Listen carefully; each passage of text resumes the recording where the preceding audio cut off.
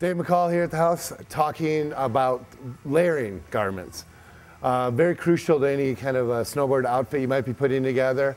A lot of people in the past will just wear their normal t-shirts or whatever underneath their snowboard clothing. It really defeats a lot of the purpose of the jacket and pants nowadays because they're so waterproof and so breathable that when you're wearing cotton underneath, you know, it's going to hold all the moisture next to your skin and you're going to lose any insulation value you have on your system. For that reason, when you're starting off, you're going to be looking at first layer garments like these here. These are always going to be pretty thin.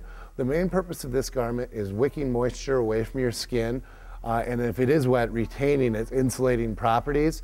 Now, even though it's thin, it definitely is going to be, give you some insulation. For the tops, typically you're going to want to look at something that's got full long sleeve. It's matching up with the other layering items with the jacket itself. This model here will have thumb loops, which is kind of nice. It's going to help seal up your mitten and your jacket even a little bit better. For the pants, once again, pretty basic. You're just looking for something thinner, definitely of a full synthetic construction, no cotton, basically. For the pants, you do have another option, and these are sometimes called shants. These are boxers, as 32 calls them. These are a really, really nice option because they stop right where your boot does. So you're not worried about tucking this lower part into the boot or over the boot. Definitely a nice option. You'll see a lot of companies producing these nowadays. From there, we'll move into the mid layer or insulating layer. For the pants, you're gonna move into something that's definitely got a little bit more thickness to it, a little bit more insulation.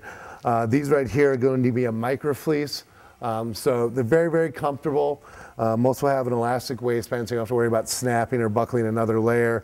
And this is really what's going to give you most of your insulation. Now, in the coldest days, you'll be wearing, your first layer with a mid layer or insulating layer over those. But as temperatures go in between, you can switch back and forth, use any combo, use one or the other one by itself too. For the bottoms, this is pretty much all any guy's ever really going to need because our bodies generate a lot more heat than our female counterparts. And also the legs are in constant motion when you're riding, so they generate a lot of their own heat, and they don't house the internal organs either, so definitely don't have to focus quite as much on the lower body. For the upper part, it definitely becomes a little bit more important. You're going to have all the internal organs like I mentioned, and you're going to want something that it's going to be maybe a little bit more technical, maybe a little bit thicker. A lot of fleece jackets will work fine.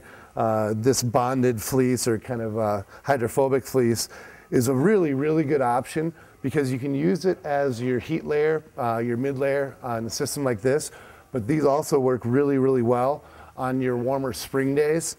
They do have some water repellent properties. So even if you're getting a little snow or rain, the water will bead off these. But for thickness to warmth ratio, these are really, really good options. Like I said, dual purpose on those for sure.